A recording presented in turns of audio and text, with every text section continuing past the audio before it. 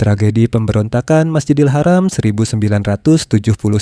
Tragedi mencekam ini jarang sekali diceritakan di media mainstream. Semua berawal dari pemberontakan yang dipimpin seorang mantan tentara Garda Nasional Arab Saudi, Juhaiman Al-Utaibi. Ia kecewa dengan modernisasi, westernisasi, dan apa yang ia anggap sebagai korupsi moral di kalangan keluarga kerajaan Saudi. Bersama iparnya yang bernama Muhammad Abdullah Al-Qahtani, mereka mendoktrinkan kepada para pengikutnya bahwa Qahtani adalah Imam Mahdi yang dinubuatkan akan datang untuk membersihkan dunia dari kejahatan menjelang akhir zaman. Mereka membentuk kelompok ekstremis bernama Al-Jama' Al-Salafiyah Al-Muhtasibah, kemudian merekrut ratusan pengikut dari berbagai negara, termasuk Mesir, Yaman, dan beberapa wilayah Afrika. Pada Selasa Fajar 20 November 1979, kelompok Juhaiman yang berjumlah sekitar 400-500 orang menyamar sebagai pelayat yang membawa keranda jenazah. Alih-alih jenazah, di dalam keranda tersebut, mereka menyembunyikan ratusan pucuk senjata, otomatis, amunisi, dan pasokan makanan. Begitu salat subuh yang diimami Syekh Muhammad Al-Subayil selesai, kelompok Juhaiman langsung beraksi. Mereka melontarkan timah panas dengan brutal ke beberapa penjaga, mengunci seluruh pintu gerbang Masjidil Haram, menempatkan penembak jitu di menara-menara masjid, dan menyandera sekitar 100.000 jemaah yang ada di dalam. Juhaiman merebut mikrofon utama masjid dan mengumumkan melalui pengeras suara tentang kedatangan Imam Mahdi, serta menuntut pemutusan hubungan Arab Saudi dengan negara-negara barat. Pemerintah Arab Saudi menghadapi masalah besar.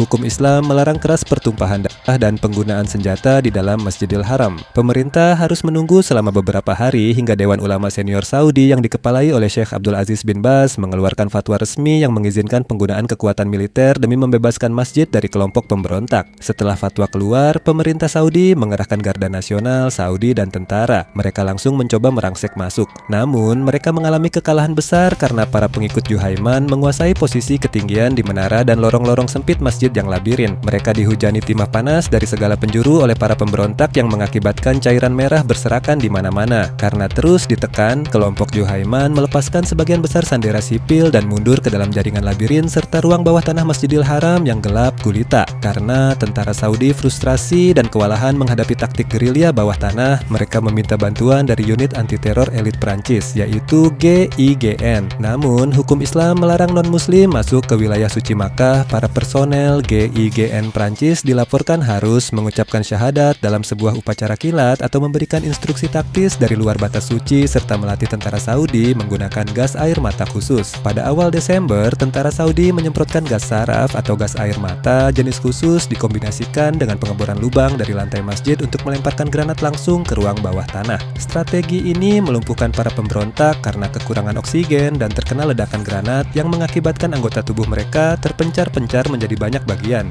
Serangan itu mengakibatkan Imam Mahdi palsu yaitu Muhammad Abdullah Al-Qahtani tewas dalam pertempuran bawah tanah pada 4 Desember 1979. Setelah pengepungan brutal selama 2 minggu, Juhaiman Al-Utaibi dan sisa pengikutnya yang kelaparan akhirnya menyerah. Pada 9 Januari 1980, Juhaiman bersama 63 pengikutnya dihukum dengan cara dihilangkan nyawanya secara massal di beberapa kota di Arab Saudi sebagai peringatan keras. Tragedi ini mengakibatkan sekitar 255 orang kehilangan nyawa termasuk jemaah, tentara, dan pemberontak serta lebih dari 500 luka-luka, meski pengamat internasional meyakini angka realnya jauh lebih tinggi. Tragedi Keren Makkah 2015.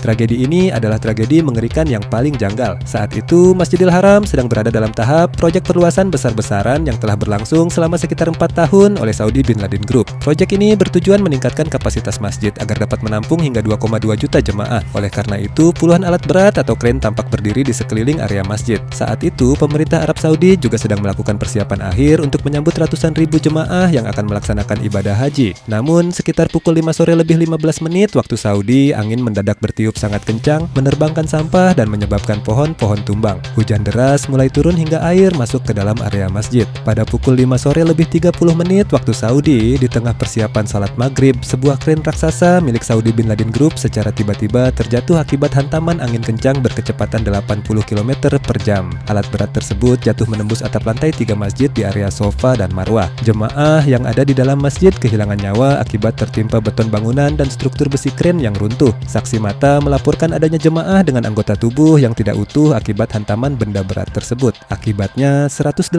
orang meninggal dunia dan 394 orang luka-luka. Investigasi mengungkap bahwa kren dibiarkan dalam posisi tegak yang salah saat cuaca buruk, yang menyalahi prosedur keamanan dari pihak pabrikan. Namun, sebelum tragedi itu terjadi, ada sesuatu yang janggal. Arab Saudi yang dikenal terkenal memiliki cuaca panas tiba-tiba, terjadi hujan es dalam durasi singkat tepat sebelum tragedi terjadi. Kejadian ini juga langsung menghebohkan umat muslim di Indonesia. Pasalnya terdapat jemaah Indonesia yang kehilangan nyawa sebanyak 11 orang dan 42 jemaah mengalami luka-luka. Setelah tragedi, Arab Saudi melalui Raja Salman memberikan santunan bernilai miliaran rupiah kepada para korban termasuk jemaah asal Indonesia sebagai bentuk kepedulian.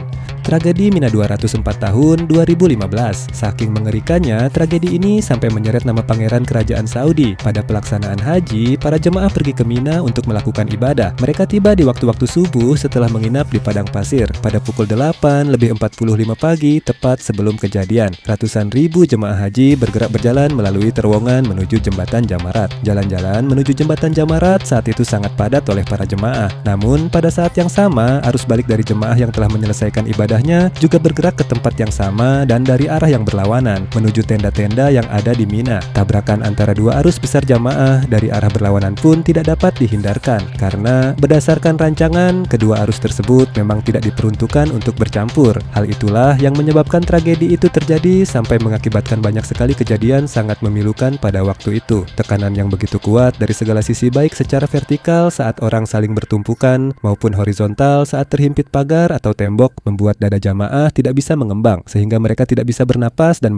karena kekurangan oksigen. Selain itu, ada juga jamaah yang terinjak-injak karena kehilangan keseimbangan atau tersandung. Lalu orang-orang di sekitarnya jatuh menimpa mereka karena ketidakseimbangan gaya yang tiba-tiba. Saksi mata di Mina menggambarkan pemandangan mengerikan di mana korban tidak selamat mulai menumpuk di sekitar jamaah yang masih hidup di tengah suhu ekstrem mencapai 47 derajat Celcius. Kejadian mengerikan itu mendapat perhatian internasional sampai menyeret pangeran kerajaan Saudi. Tragedi Mina 204 melibatkan beberapa nama pangeran kerajaan Saudi dalam berbagai konteks, baik melalui tuduhan yang tidak terkonfirmasi, tanggung jawab administratif, maupun perpecahan internal keluarga kerajaan. Laporan dari media Lebanon, Ad-Diyar, menyeret nama Pangeran Muhammad bin Salman yang saat itu menjabat sebagai Wakil Pangeran Mahkota dan Menteri Pertahanan. Laporan tersebut mengklaim bahwa konvoi besar yang mengawalnya, terdiri dari sekitar 200 tentara dan 150 polisi, menjadi pemicu bencana karena memblokir jalan yang memaksa jamaah berbalik arah melawan arus lalu lintas. Namun, pejabat Saudi membantah keras laporan ini, menyatakan bahwa konvoi diplomatik biasanya melewati jalur di bagian selatan Mina, sementara insiden terjadi di bagian utara. Entah benar atau tidaknya, yang jelas ribuan nyawa tak seharusnya hilang karena kepentingan seseorang, walaupun orang itu adalah anggota kerajaan besar. Tragedi kebakaran tenda jemaah haji tahun 1997.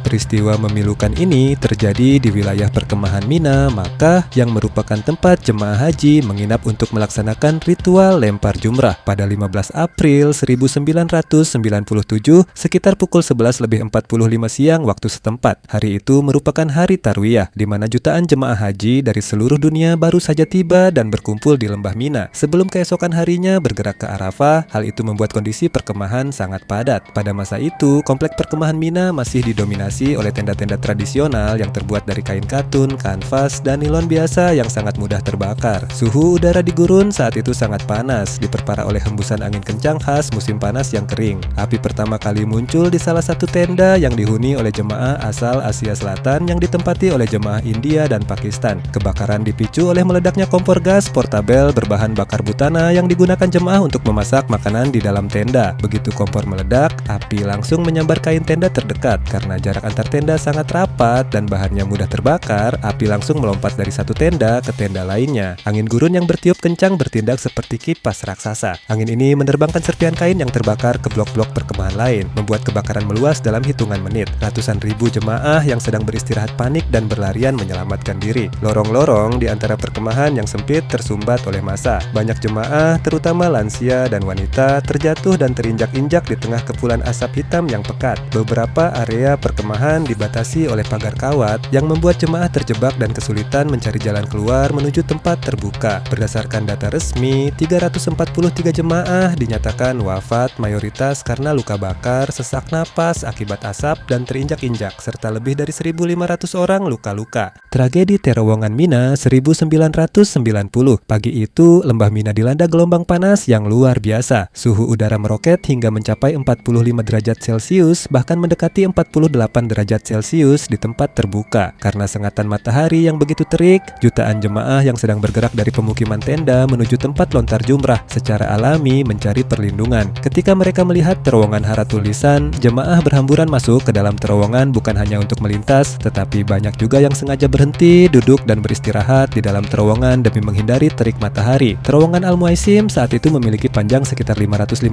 meter dan lebar 18 meter. Desain aslinya hanya dirancang untuk menampung arus mengalir sekitar 1.000 hingga 2.000 orang secara bergantian. Namun pada pagi itu, karena tidak adanya pembatasan atau penyekatan arus di pintu masuk, diperkirakan lebih dari 5.000 hingga 10.000 jemaah merangsek masuk dalam waktu yang bersamaan. Kondisi di dalam langsung berubah dari tempat berteduh yang nyaman menjadi tragedi yang sangat memilukan untuk disaksikan. Jemaah yang selamat menyaksikan ada beberapa jemaah di barisan depan yang terjatuh dari jembatan penyeberangan tepat di luar pintu keluar terowongan. Hal ini menghentikan total pergerakan manusia di dalam terowongan, sementara massa dari belakang terus menekan maju. Hal ini diperparah dengan sistem kelistrikan di dalam terowongan mendadak mengalami gangguan. Akibatnya, kipas angin raksasa dan sistem ventilasi udara mati total. Tanpa sirkulasi udara, suhu di dalam terowongan langsung melonjak drastis melampaui suhu luar ruangan. Pasokan oksigen menipis dengan cepat, digantikan oleh karbon dioksida dari ribuan orang yang bernapas dalam kepanikan. Jemaah mulai lemas, pingsan, dan mengalami dehidrasi akut. Jemaah yang mulai kehabisan napas berhamburan menyelamatkan diri, memicu kepanikan luar biasa. Orang-orang mulai saling dorong dan saling injak demi mencari udara segar ke arah pintu keluar. Banyak jemaah kehilangan nyawa dengan perlahan akibat kehabisan udara. Tim medis kesulitan masuk ke dalam terowongan karena mulut terowongan benar-benar tersumbat oleh lautan manusia dan tumpukan korban. Butuh waktu berjam-jam bagi petugas untuk bisa mengurai massa. Saat massa terurai, terlihat pemandangan yang sangat mengerikan. Terdapat korban tidak selamat yang bertumpuk. Wajah mereka biru lebam akibat kehabisan oksigen dan cairan merah membanjiri terowongan. Berdasarkan data resmi pemerintah Arab Saudi, sebanyak 1.426 jemaah haji dinyatakan wafat. Namun, beberapa sumber luar dan kantor berita internasional memperkirakan angka realnya bisa lebih tinggi. Indonesia menjadi negara yang paling berduka dalam tragedi ini. Dari total korban jiwa, sebanyak 649 korban berasal dari jemaah haji Indonesia.